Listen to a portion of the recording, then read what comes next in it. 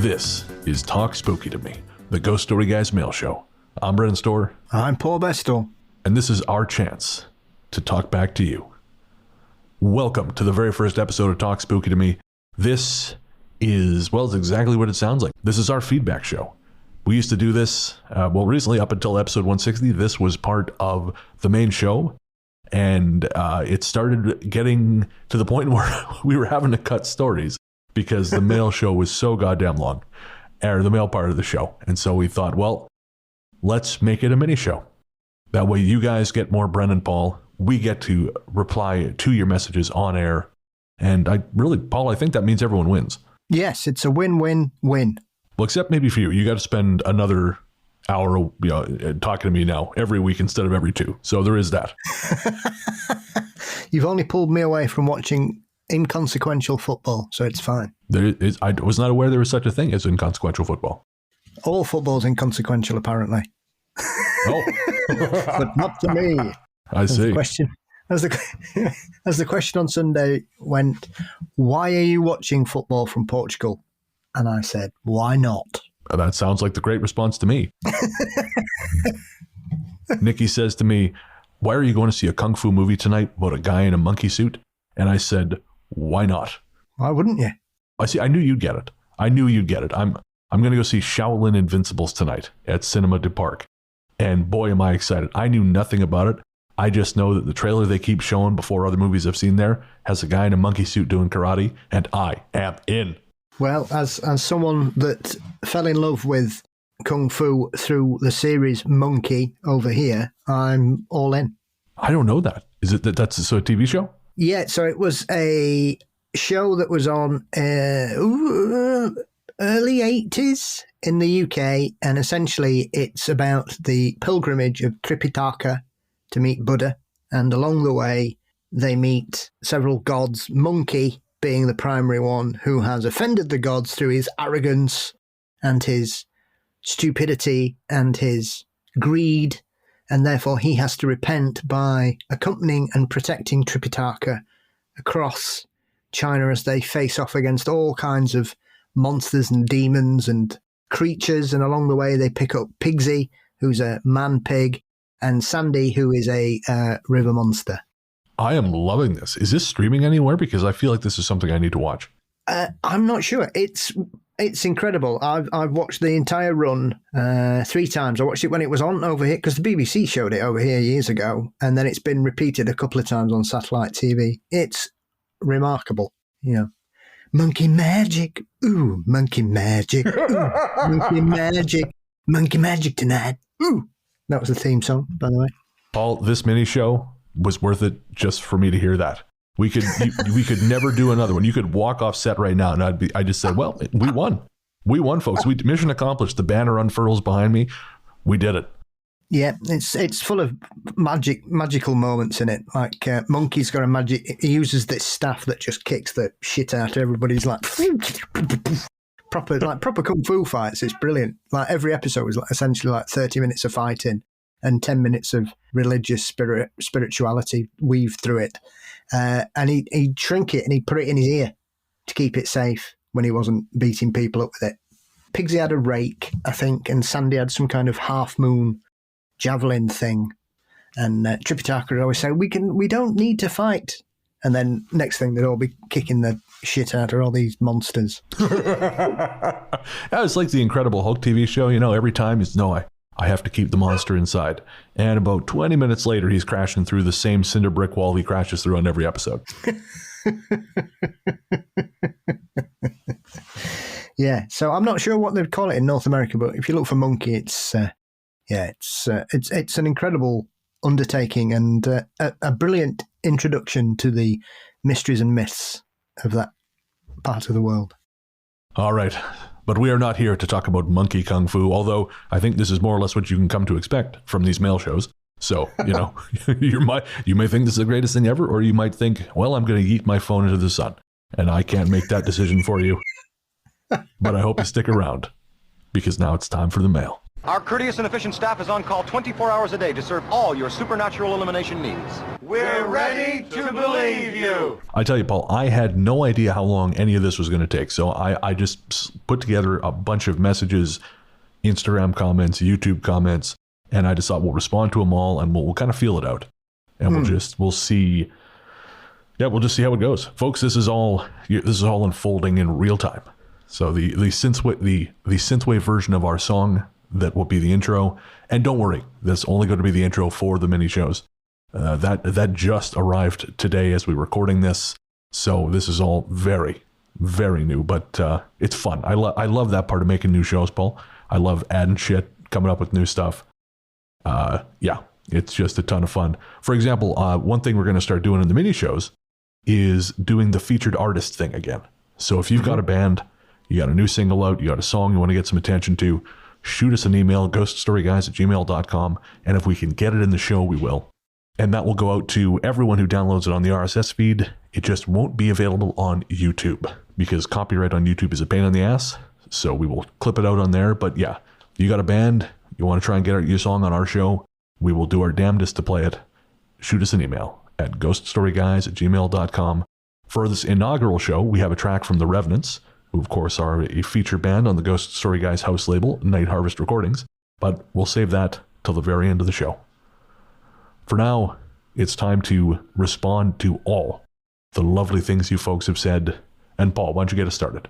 First up is a message from Roz, and Roz says, "Thank you for the great stories, guys. Also, this might get missed, but Brennan, thank you so much. I'm currently re-listening to the episodes because I'm up to date with the show, and you guys have raised the bar too high up for me to trust other podcasts. Either that or my anxiety-filled brain associates you guys with safety. Anyway, thank you, Brennan. In one of your most recent episodes, you mentioned going to see Muse and Evanescence. I and my friend group weren't aware that Evanescence were touring. I managed to get some tickets and went to their show with my friends. They helped us growing up through heartbreak, depression, family death, and episodes of self-harm. We laughed, we cried, and we are all so very thankful to them and you for having mentioned them, which made me aware to get tickets.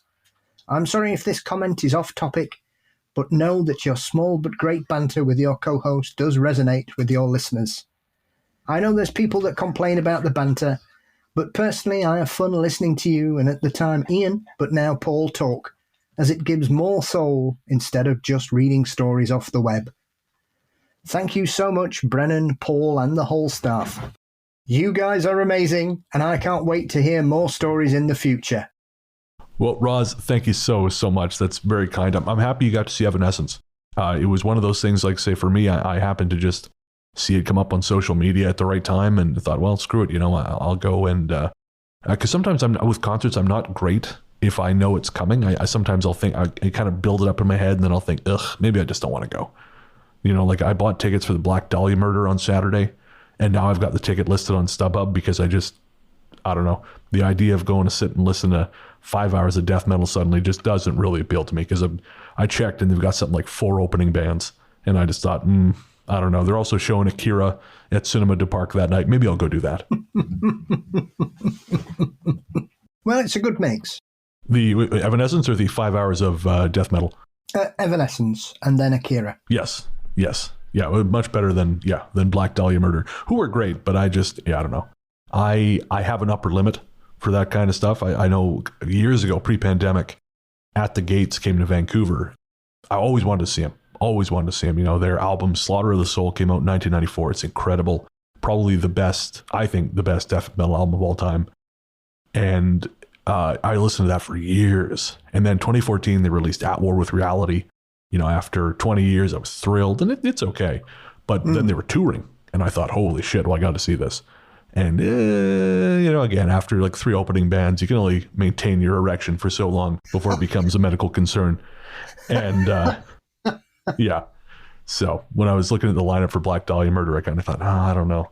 I mean, if it doesn't sell on StubHub, maybe I'll go check out a couple bands. But yeah. Anyways, Ross, this is all a very roundabout way of saying I'm happy that I was able to help you connect with your friends and help you guys have that experience. Also, Roz has commented on a number of our YouTube videos, and I just want to say thank you so much for listening, and we're so happy you found the show over there. And that goes to everyone who finds the show on YouTube. Again, keep commenting. We'll read as many of them as we can on here. And yeah, thank you again. This next one is also a comment from YouTube. It is from Stefan. Stefan says, I don't mean to be an overly enthusiastic, annoying fanboy, but I am so damn excited my story's on your show. Paul, knowing the origin of White Bear Lake, truly showed off his paranormal investigator knowledge. Telling you, Stefan, this is why he's the inimitable Paul Bestel. There's only one. I just take it as a test to keep abreast. I'm just replacing unnecessary knowledge with paranormal information now. A little bit like Sherlock Holmes, you know? Yeah, I could learn about the planets, but that's bullshit. I need other things. As Holmes often mentions about his monograph about tobacco that he wrote, there are many strands to Sherlock Holmes's hobbies, which the likes of you or I would probably not even cast our eyes upon. I sort of imagine you being like that. I imagine that somewhere you're writing a treatise on the history of polka, or a dissection of exactly how the best push-ups are done. So, I don't know, something that would completely not expect from Paul Bestel. You know, like you're the man over 40 fitness manual, and it's like 6 inches thick. I don't know. I've come to expect the unexpected, and I kind of love that. Yeah, that would be very unexpected if I was researching push-ups. I was spitballing. I was doing push-ups earlier. It's the only thing I could think of. It's been a very simple day for me, Paul. Because I've got a gym in my building, which I'm trying to get as much out of now, because I'm going to go back to Victoria here in a month. So I want to get as much out of this opportunity as I can. But I am probably the oldest person using that gym. Everyone else is a bunch of really young, hot Instagram kind of TikTok influencer types. And I sweat like a lot. It's super gross. So I'll do a half hour really, really intense cardio, and then I'll start lifting weights. Or, on a cardio day, I'll do an hour of cardio. And again, I'm a mess. I'm just a mess.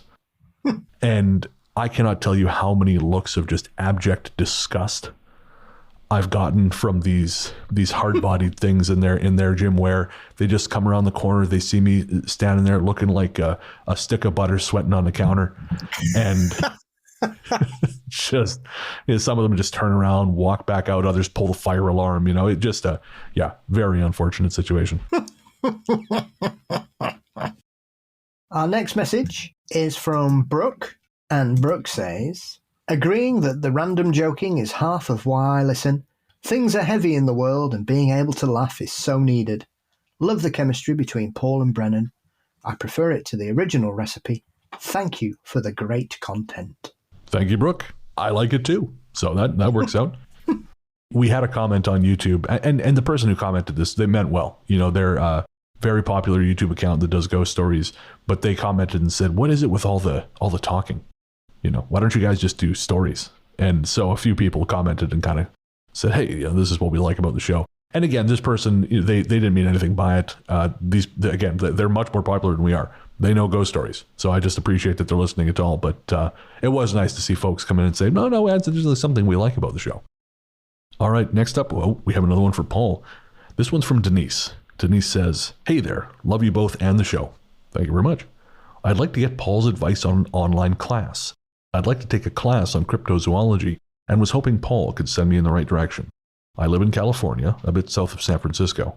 I'm a big Bigfoot fan, but I'm interested in all cryptids. I wonder if he's ever been to the Bigfoot in Felton. I have. Thanks so much. Love, D. Felton. I know of it, yes. I've never been, but I know of it. There is as mentioned, a Bigfoot museum there, which is run by a gentleman, I believe, who's called Michael Rugg, who had a sighting several years ago, and as such has then spent the rest of his life trying to have another one, and in the meantime built a museum up there, which recently hit the headlines when someone stole one of the Bigfoot statues he had outside, which he nicknamed Danny, because it looks like Danny DeVito. And they just yoinked the thing. It's gone. No, it was recovered within 24 hours. It was found abandoned on the side of the road with a dent in its head. So it's come back and it's been there ever since. It was about a year ago. It was during the pandemic when somebody nicked it. What kind of absolute bastard do you have to be to not only steal something like that, but then just toss it by the side of the road? You know, if you're going to steal it for a good fucking reason. It'll have been a skeptic. I'll show them. If Bigfoot's real, why doesn't he just stop me right now? It's like Homer in The Simpsons, you know? God, if you don't want me to eat this cookie, give me a sign. That will be done. And as for online, there is somewhere that does do a online cryptozoological course, which some people have done just for the enjoyment of doing it. I'm loath to pay money to learn things off people I've never heard of, personally. So I'm poor. I mean, by all means. I mean, it's not expensive. I've seen it advertised for like $40 or something. So if you want to learn about all kinds of different creatures, then by all means go for it. I'm not sure if it's still running these days, but no doubt it'll come back round again. I would just say if you're interested, you would do a lot worse than either read the work of Lauren Coleman or David Weatherly's attempt to catalogue every state in the US with his current Monsters of the US series, because you will discover things probably even about your home state you have never even heard of. Yeah, I mean, obviously Paul's the expert here, but I recommend anything David Weatherly is doing. He was one of the first guys I read when I got into the paranormal, and I've remained a fan. It's actually an appreciation that's only deepened after hearing him on Mysteries and Monsters several times. So, yeah, I second that choice. It's very interesting because obviously listening to the Art Bell show, there's a real run of brilliant guests on the later episodes he did on Midnight in the Desert before he finally packed in. So he's had David Weatherly's been on, Linda Godfrey was on. This week they've just released an interview with Ken Gerhardt. So there were some really big names on the final run-in that obviously he hadn't had originally, or those people weren't of prominence by that point. But when he came back, he certainly had some brilliant guests on. So the Ken one's quite good because they're talking about flying cryptids. So that's quite fun. Oh, cool. And folks, you can get that. That's still the art. Is it the patreon.com/artbellproject? Yes. We're patrons of that here on the show. And I think it's like $5 a month and you get access to just a massive archive of paranormal lore. It's almost an overwhelming amount of content. I think they're up to about 1,100 episodes. Yeah. And they're, 3 hours each, most of them? Yeah. Yeah. You will not want for paranormal shit if you subscribe to the Art Bell Project. I mean, some of the stuff in the 90s, as I'm sure Paul will back me up, there's a little bit of like that kind of fear-mongering, Y2K is going to bring in the feathery serpent to take all of our souls and things like this. But there's still a lot of great shit there. A lot of people making shit up as well. Also this, The Quickening. I found a pyramid in the Appalachians. Oh, God. No, you haven't? I have. Here's a photo of it. No, it's one of the best ones, that, because a guy rings up and says, well, actually, I'd just like to point out that I'm a ranger, and the trees that are in that picture don't grow at the elevation you're claiming. That's a fact. So either you've got he very kindly said, either you've got your figures wrong, or that's the rarest tree in the world, and that's more valuable than the pyramid. Oh, man. What is it with people in pyramids? I don't know. Yeah. I mentioned this to patrons. I can't get into it, but I was invited to audition for a TV show a little while ago. And one of the things I had to learn about involved a fucking pyramid. And let's just say it is a pyramid I don't believe in. Boy, oh boy. Thankfully, that was not good part. I didn't have to express belief in that in order to do the thing. But boy, I thought, man, I hope they don't want me to talk about this thing. Yeah, even I can't help you there, mate. No, there's no hope. Once you're selling pyramids, I remember actually, I won't say which show it was, but there was a show I listened to where they had this guy on because he claimed he had found a ziggurat, which is a kind of temple, if you don't know, on the moon. And they had this dude on there for 2 hours talking about the significance of the moon ziggurat. Now, of course, NASA has released hundreds of high quality photos of the moon. And well, you know what's not on there, Paul? A cigarette. Or the clangers. Or that. But this guy said, oh no, they're covering it up. So at one point he was asked, where did you find this photo? Because he had a photo. Oh, it was in a forum for Call of Duty Zombies. All right.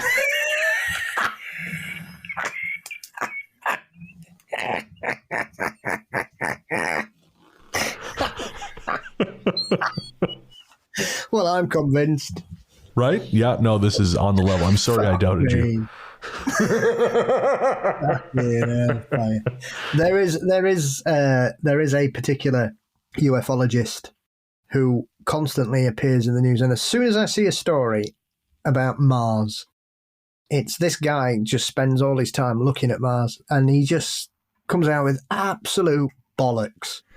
And I just think, and whenever I see his name, I just know it's none of it. There's absolutely no value in reading any further past his name because it's all bollocks. There was a guy, do you remember I shouldn't say his name, but do you remember the moon is a hologram guy?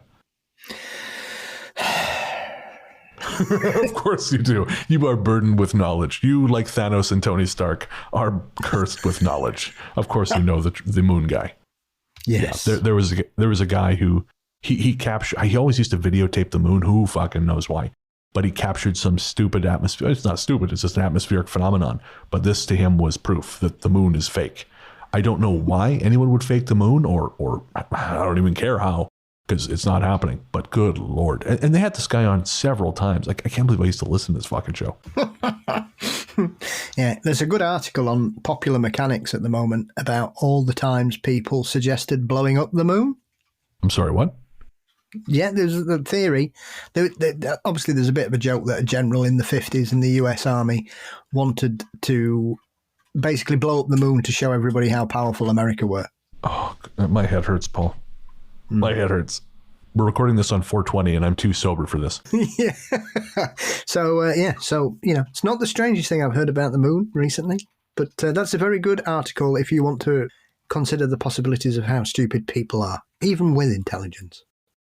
Next up, we have a message from Wendy. Wendy says, hello, Brennan and Paul. Just a note to let you know how much I love your podcast. Paul joining has been great and I eagerly await new episodes.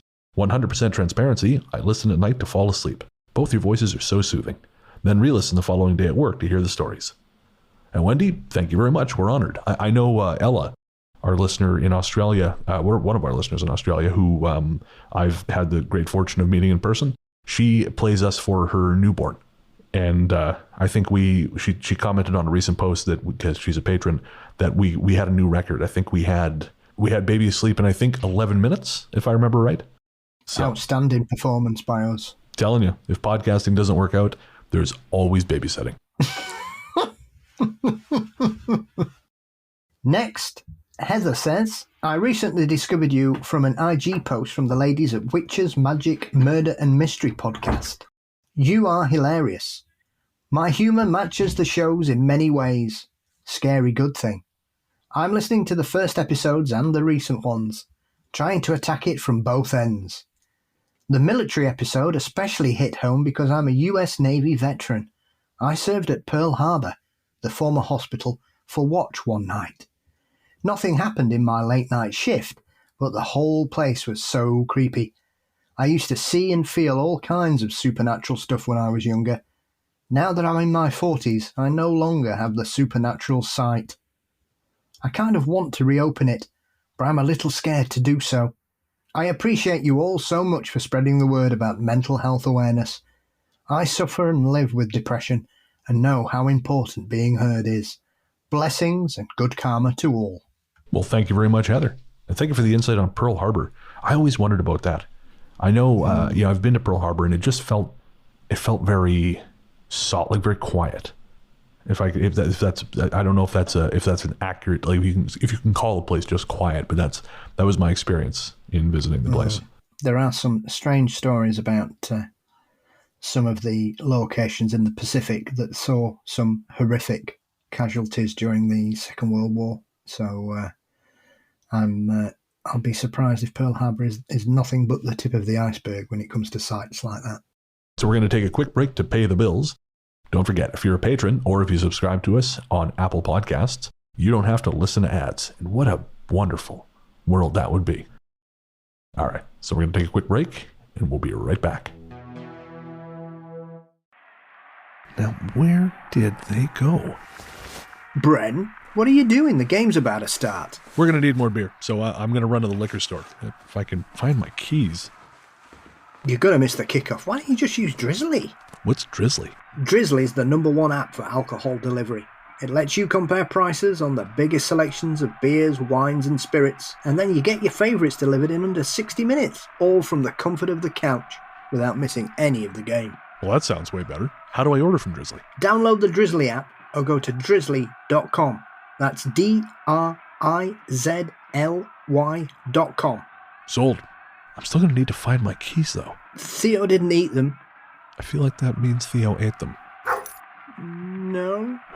I'm downloading Drizzly now. Drizzly.com. Because you don't want to miss the kickoff. Welcome back. All right, that wasn't so bad. I mean, depending on how many ads you got. We don't really know. That's the thing. I mean, if we have like a paid host-read ad where both Paul and I are reading it, then we know that's definitely going to be there. But with the other ads, who knows? Up to 3. They tell us up to 3. But again, if you're a patron, you don't have to listen to any of that bullshit. Our next message is from Yana. Yana says, imagine me minding my own business listening to Mysteries and Monsters, episode 224 just now, when you started talking about the shared dreams about a road north of Revelstoke. I've messaged or emailed previously about my negative feelings in Revelstoke and Golden. Anyways, allow me to describe my dream last night. I'm on a very narrow goat trail dirt road with a small group of people I don't know, except one was male and had a shaved head. Instead of a traditional vehicle, we were in a convertible type of car or cart. This road kept getting steeper and steeper, and as I looked back, it felt like being on a roller coaster looking down. And because I have lucid dreams, I could feel the extreme vertigo of being up so high and the fear of falling down. It felt like the hellish parts of Rogers Pass mixed with that nightmare road going up to Takaka Falls. The end. Thank you for reading. You guys are awesome. No, Yana, you're awesome. Unless it's Jana, in which case I apologize. But I grew up sort of with a girl named Yana, so that's my first thought. But if I'm wrong, you tell me. That would have been my inclination. Yana? Yana. Yana, perfect. There we go. Okay, so we have an accord. Your name is now Yana. I'm sorry if it's not. It is now. So, next up is from CT. And CT says, if aliens are known to have higher brain abilities like telepathy, maybe they don't want to have themselves looked upon as their true selves, so that they don't have different looks, but project to people what they witness, from the craft to themselves. And I'm guessing they also project based on area, country, or region. So various people see small greys, others see reptiles, etc., etc. Some people see triangles, cylinders, saucers, yada yada yada. The second thing that I've been thinking about, if these beings have crazy tech, why bother abducting people? They are a pain in the fuck. If the goal is to farm human eggs and sperm, go rob, steal, beam up the hundreds or thousands globally of fertility clinics, cryogenic labs, sperm banks. Surely they have Google Maps. These aliens must be the absolutely biggest morons in the universe abducting people. And mind-melting tech, why would they use such medieval tools, inflicting pain with needles and other seemingly non-technical equipment? The more I think about it, the more ridiculous alien abductions are. Seems like a lot of unnecessary bullshit to me. That's what I love about CT. He does not mince words. No, not at all. Not at all. Well, there's a lot to unpack there. There really is. And we only really have 12 minutes because we have to record the live show. So, but we'll what do you think, Paul? What's the Cole's Notes version of this? Yes, there are people who believe that they project images that they wish the recipient to see, both for themselves and the craft. The alien abduction theory is one of the most controversial aspects of the whole UFO phenomenon.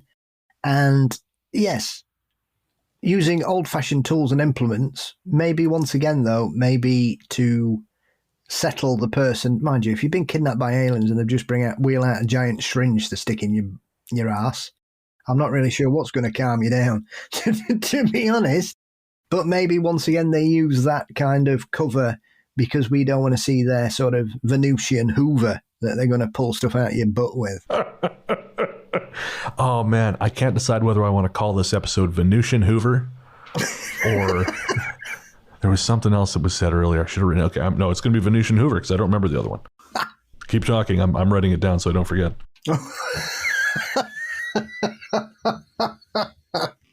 So, yes, good points, all controversial and worthy of a fuller and more in-depth analysis.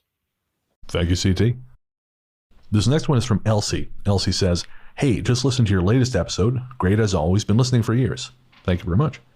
I enjoyed listening to Kev speak about family sayings that he didn't realize were not actually sayings, and I just wanted to pass along some of my family sayings that I didn't realize were sayings.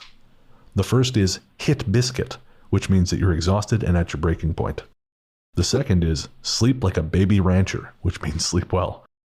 And the last one I'm going to pass along is bit the wax tadpole, which basically means fuck off. There's not really a better way to put that.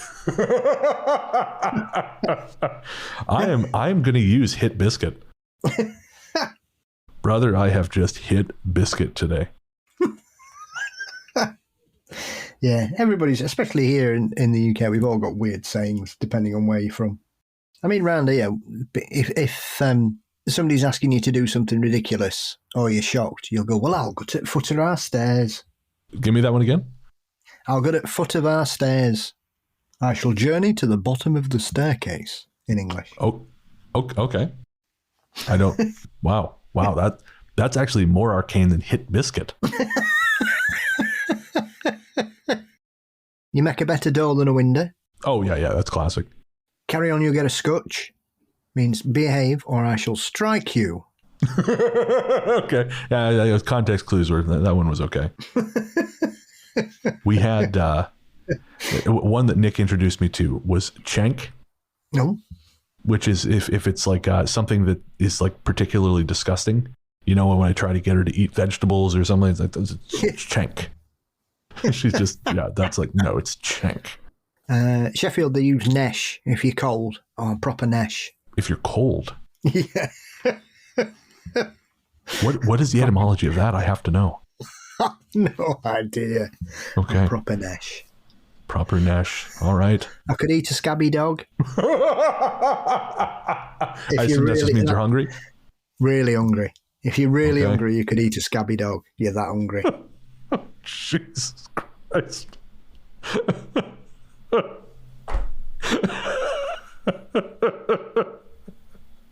Oh, we don't have time for me to laugh, but I just can't help it. All right. Well, we have to wrap this one up because we are going to be doing the live show for patrons at the $10 level and above here in a few minutes. But I thought we would respond to one more. We have one more from Michael, who also sent in a story at one point. Been binge listening from the beginning, and you have come a long way to the very professional gig that you have now. I've tried contacting you previously, but my mails kept bouncing back from my Hotmail account, so I thought I'd try my work email address to see if that went through. Anyway, I love the stories and your experiences. Your podcasts are on autoplay every time I hop in my work van. That's all that plays. What prompted me to try again was the fact that one day I was listening to an episode and the next it was gone. I searched on my Samsung free app where I used to listen to them, and you have all disappeared, the whole podcast, up to December last year. Oh well, I found you again on the Deezer app, and now listening from a Glimpse in the Matrix episode, which I thought was rather appropriate. So first off, thank you, Michael. I appreciate you listening. I appreciate the kind words. And the reason I wanted to finish on this one to make sure we got this in is just to say, if you ever find a bunch of our episodes missing, we didn't do that. I've taken down one episode. It was a second bonus episode. I just thought, I just don't like it. I just don't think it's a very good episode. I took that down. But apart from that, I will never take episodes down. So if your platform suddenly isn't hosting it, God knows why. Again, I appreciate you letting me know. I'm going to get in touch with Samsung and see what we can do. But yeah, as a rule, that is just, it's a weird platform thing. I know sometimes the shows I've listened to have, suddenly you can't get at, their first 30 episodes or whatever. And it's always something to do with Apple Podcasts or whichever platform you happen to be using. But yeah, in the future, just let me know and I'll see what I can do. Same thing, we had some folks saying the episodes were skipping. And again, it's not me. It's not my editing. I'm not perfect, but my editing doesn't do that. But there have been issues with Apple Podcasts getting stuck in loops. And I think Google Podcasts as well. There's a couple different apps that I've been going through their reviews, and they've been having this problem where they'll get, with any podcast, they'll just get hung up at certain places and repeat. So, but please always let us know, because if nothing else, we can shoot a message to the platforms and say, hey, dipshits, try and fix this. Of course, not that they're going to listen to us, but, we could try. Or you're being hunted by the men in black, so be afraid. Oh, yeah, there's that too. Probably more of that than anything. Mm-hmm. Sleep Definitely. tight. Get ready for the Venutian Hoover. That's right. Oh, this episode, yes, this is absolutely called the Venutian Hoover. All right, my friend, it is time to go do the live show. Thank you so much, everyone, for joining us here on our first Talk Spooky to Me. Don't forget, we'd love hearing from you guys. ghoststoryguys@gmail.com. You can even record a voice note and attach it to an email. Send it to us there. We will play it on the show. And I guess, Paul, where can everyone find you online? You can find Mysteries and Monsters across all social media platforms and podcast apps that work. Few though they may be. I am on Twitter and Instagram as Largely the Truth, and you can find the horror movie podcast I co-host with Joseph Camo, Weird Together, on podcast platforms everywhere. I'll also include a link to both mine and Paul's other shows in the show notes. But make sure to send us those emails and voice notes, folks. This is your chance to reach out and haunt someone. The song that we'll be finishing this episode with, as I mentioned at the top of the show, is from The Revenants. The Revenants, of course, is a project of Elliot Wilder. Elliot is a musician based out of Boston, Massachusetts, and he has produced a ridiculous number of albums in 3 years. Elliot is, I think he's 70 now, but I don't know. And he's been a lifelong musician, but at one point in 2020 or 2019, he just suddenly sat up one day and thought, nope, I have to serve this muse, and he has been serving it like goddamn crazy. He's released more than, I want to say, 150 albums in 3 years. It is a shocking amount of work. The track we're going to be featuring today is from his Limerence album, which came out this year. It is a spoken word track that's a little bit like, Paul, do you remember that Wear Sunscreen song? The kid, yes. Sort of like, yeah, back in the early 2000s. It's a little bit like that. And it was a last minute addition to the album. It was actually something that kind of pushed him into doing, and I really, really enjoy it. And so we will go out tonight on the sweet strains of The Revenants and the track Object of Desire. My friend, thank you as always. We'll see you next week.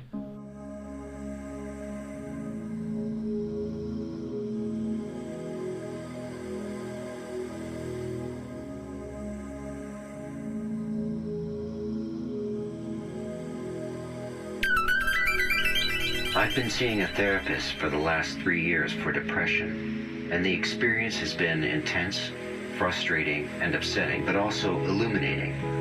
Often during the sessions, a thought will percolate up from my subconscious, and sometimes, by talking it through, ideas will start to form that will eventually wend their way into my writing.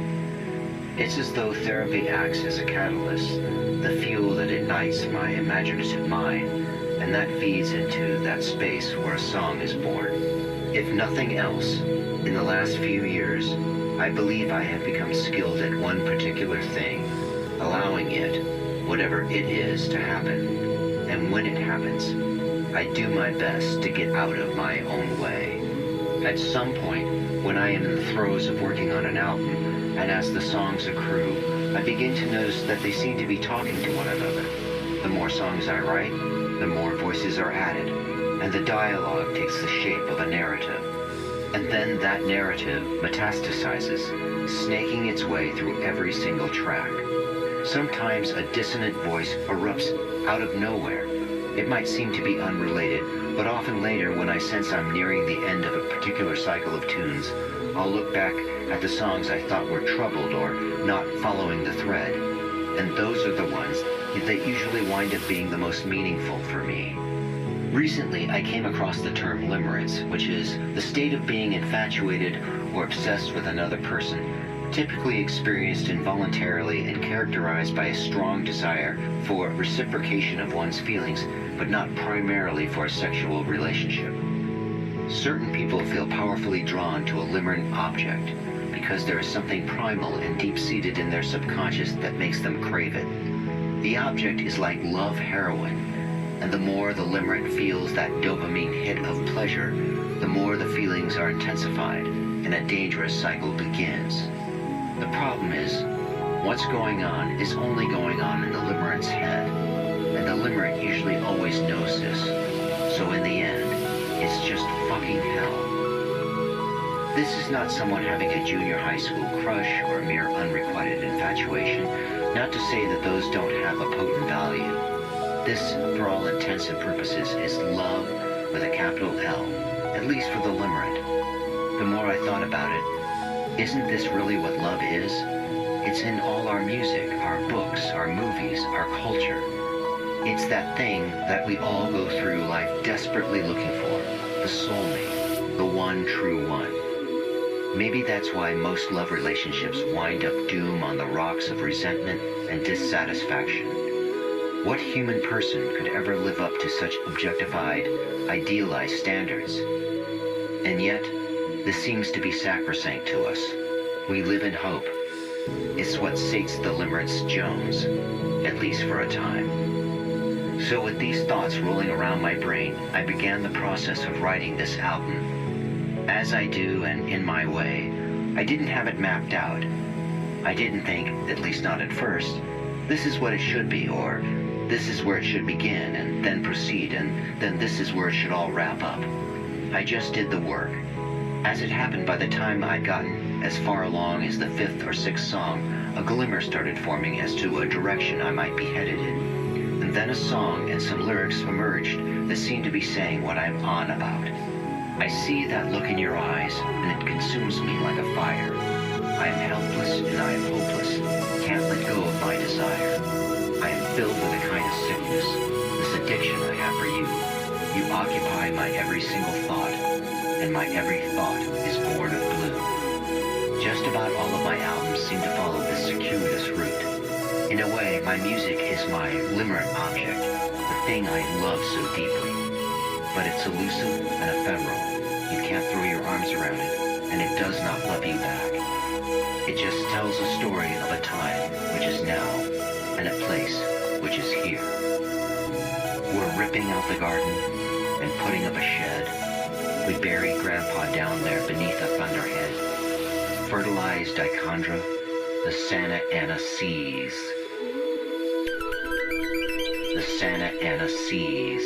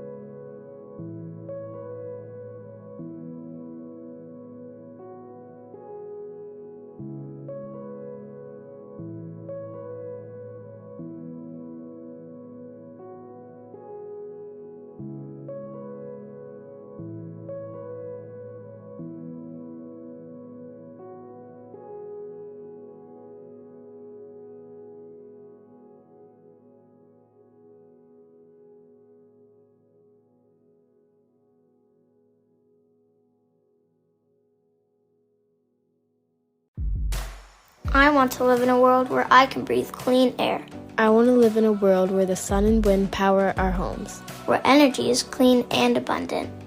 Will you help me build my future? With Clean Choice Energy, you can take part in building a better world for all of us. Visit cleanchoice.com/podcast To hear more stories about how we're shaping our futures together. That's cleanchoice.com/podcast.